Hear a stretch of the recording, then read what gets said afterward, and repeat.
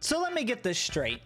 You've never fought hard will. You don't even know what mechanics? Bosses don't have that. You just do damage and win the fight, right? Wrong. You're dead wrong. All right? You don't just do damage and tank. This is where the tutorial ends. Hard will is a boss that actually incorporates mechanics that require you to clear them. People will call them tests to defeat the boss. If you do not know these mechanics, it doesn't matter how strong of a carry you have. It doesn't matter. You will not clear this boss. This guide is not going to teach you how to go get carried. It's going to teach you how to actually do the boss realistically. There are guides out there that are very in-depth.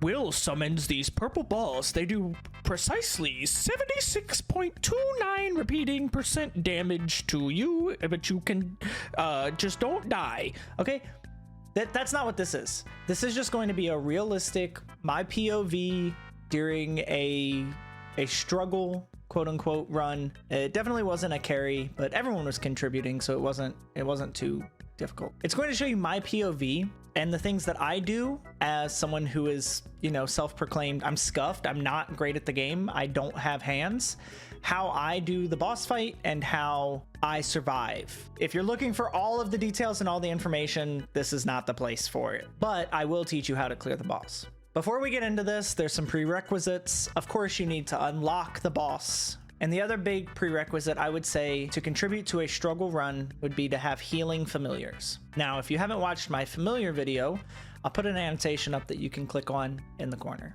But basically, you want to roll and get some sort of healing familiar for yourself, for your team, and that's going to be important in phase 2. Will has 3 phases. Let's get into it. Before going in, everyone will say that they're ready, and you'll pop your skills. As soon as you go in, you're going to want to burst.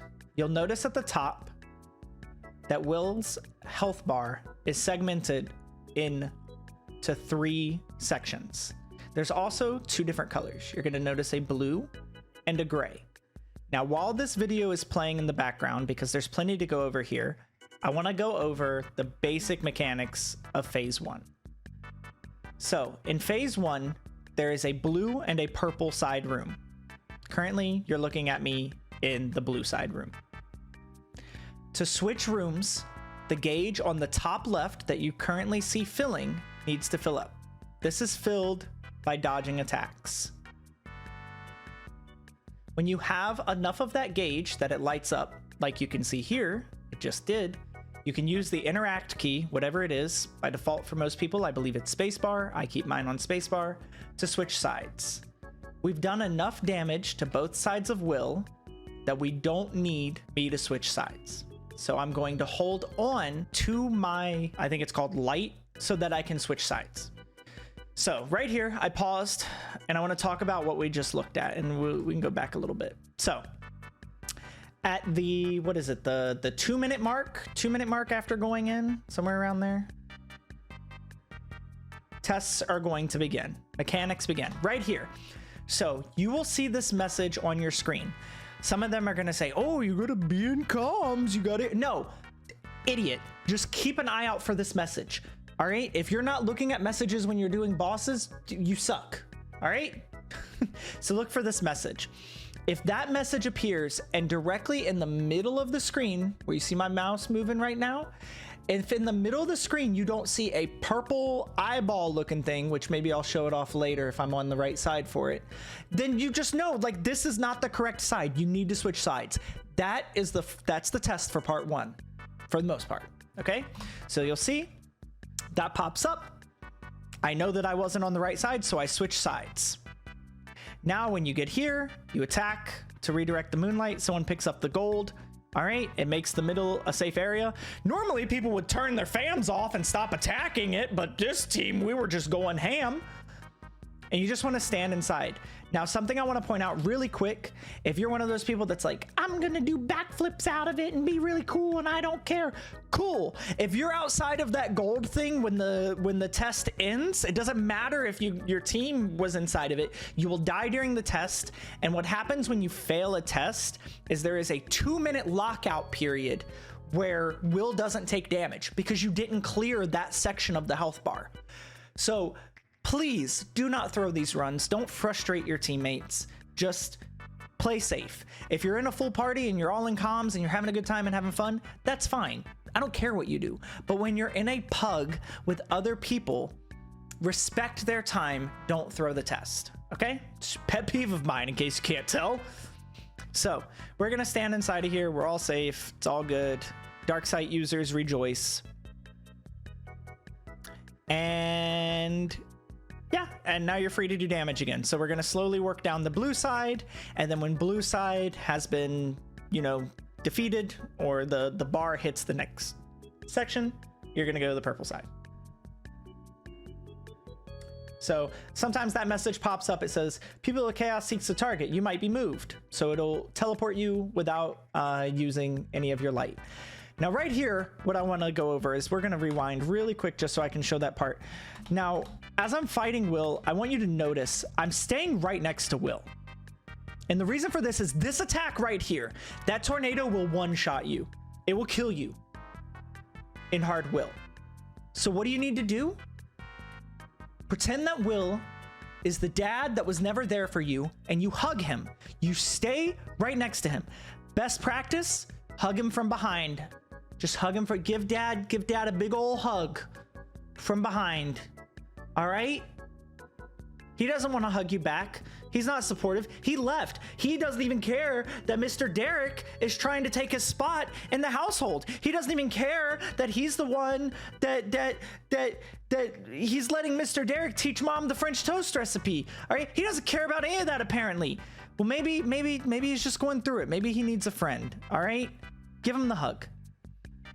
So you can see we've got the bar down, and I'm just going to keep hugging Will, keep staying behind him to make sure that I'm not tornadoed. Now, sometimes you will get teleported into a tornado, and there's not a lot you can do about that. Just always make sure that you have enough light to teleport for tests. Okay, in this run, we've cleared phase 1, and you will get a cutscene like this that signifies phase 2 is starting. Now, something I want to talk about really quickly.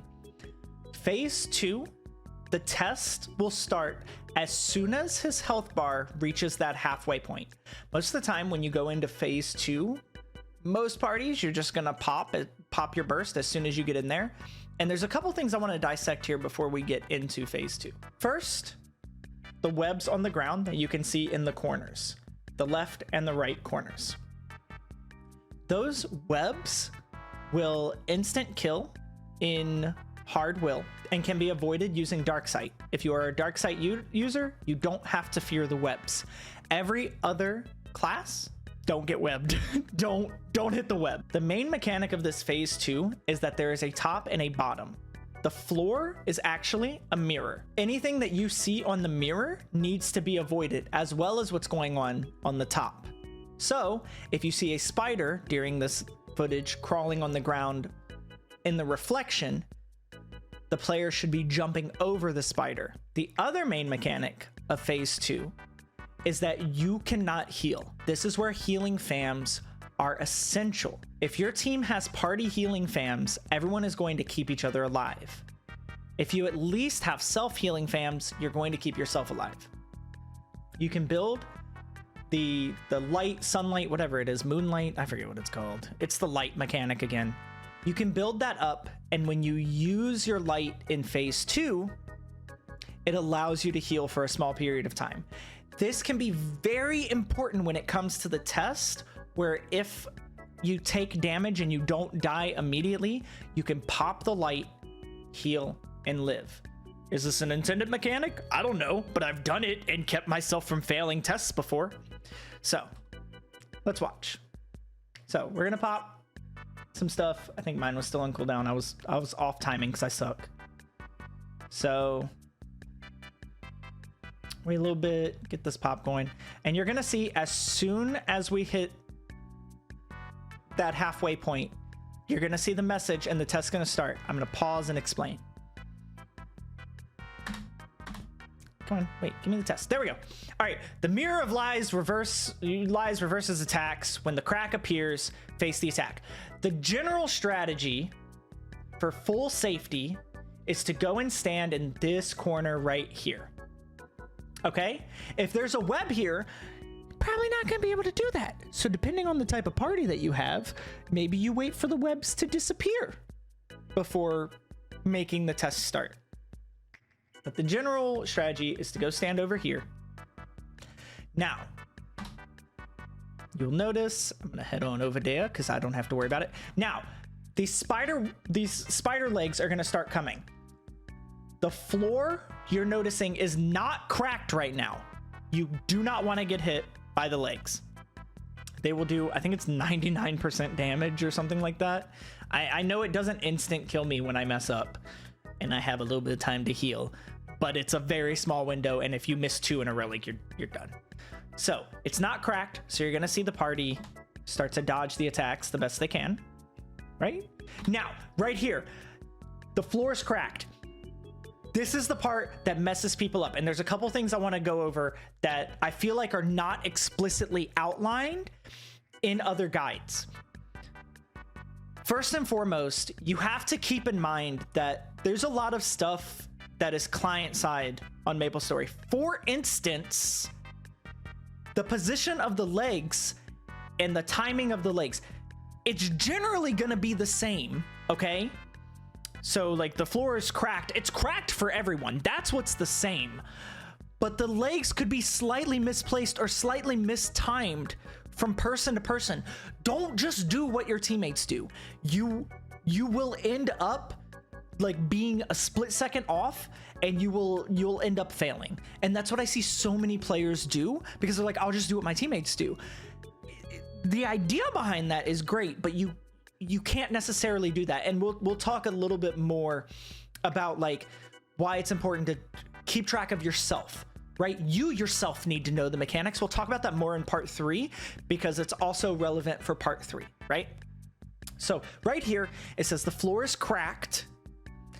Now you need to get hit.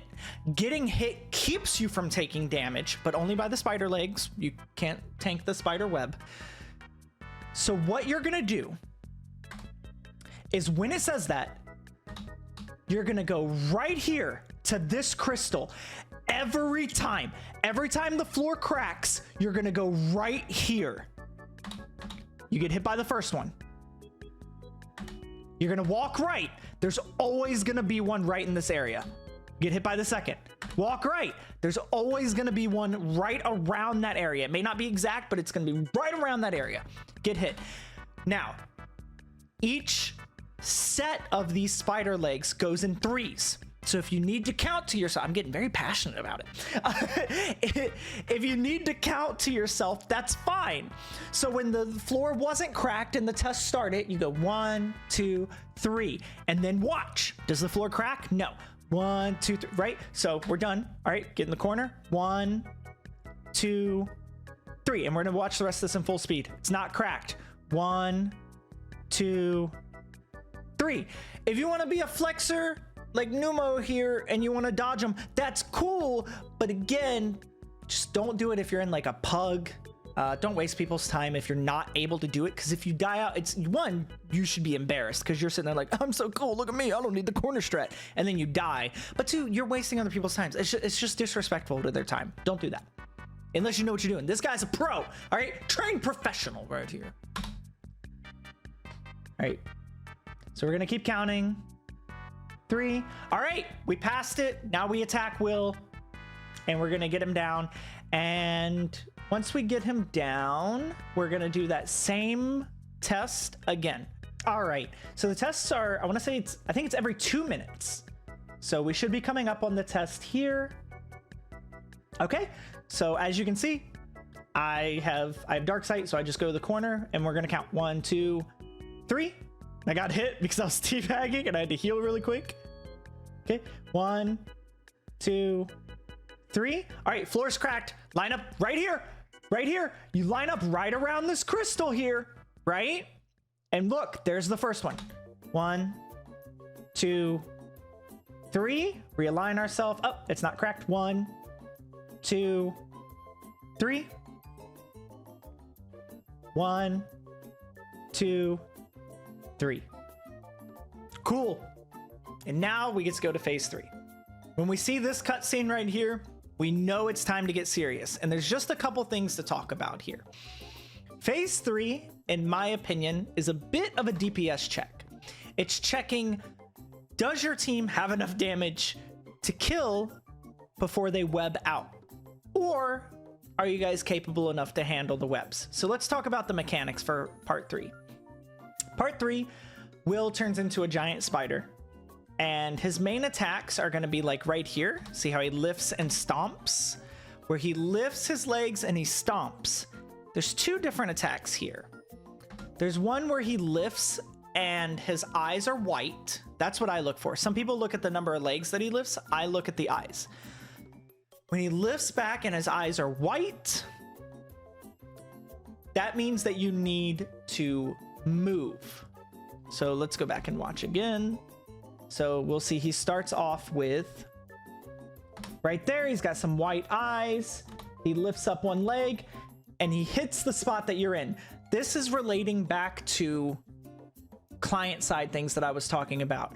Oh, I need to move, but I don't want to move where my allies are because he's putting one where they are. Nope, it's just you that you have to worry about. You need to move out of your spot to not get hit. If you are hit by this move, it is an instant kill. The other one that he can do, which we'll show off in the middle of it, just keep an eye out for it, I'll point it out, is his eyes will turn orange. And orange means that you need to stay where you are. Don't move. There will be spider legs everywhere that you are not. The mechanic for this, with the sunlight, moonlight, whatever it is, I don't know, again, light mechanic, is the webs.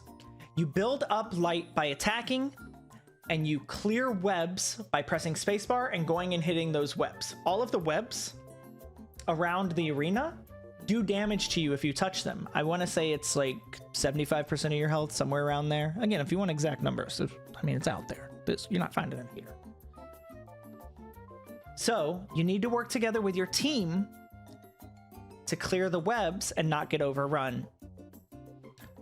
The last major mechanic I want to talk about is the venom mechanic. Every so often, Will put venom on a character in the party. They will have a green aura around them. You can't miss it. It's a big green circle. This increases that person's damage, but they will damage their allies. They need to be attacking in order to survive the venom. If they die with the venom, it is passed to someone else. It can be very bad.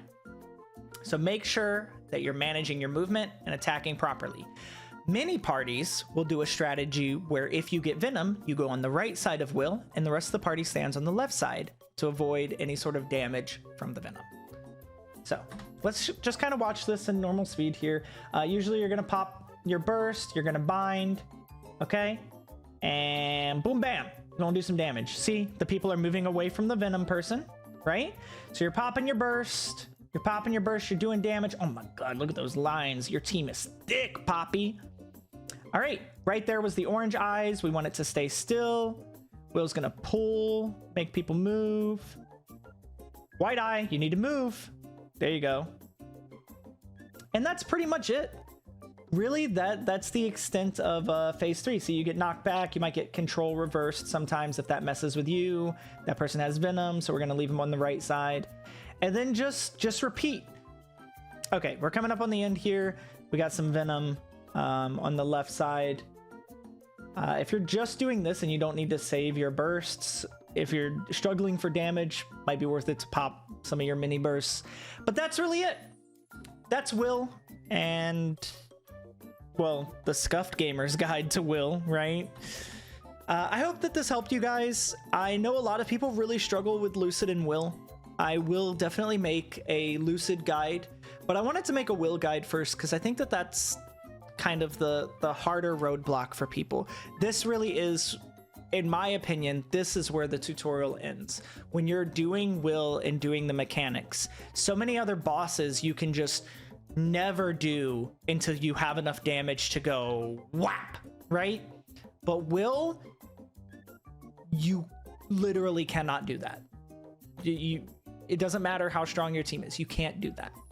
So that's going to be it from me today, guys. As always, if you learned something, if you enjoyed it, let me know in the comments below. Like, subscribe, all that jazz.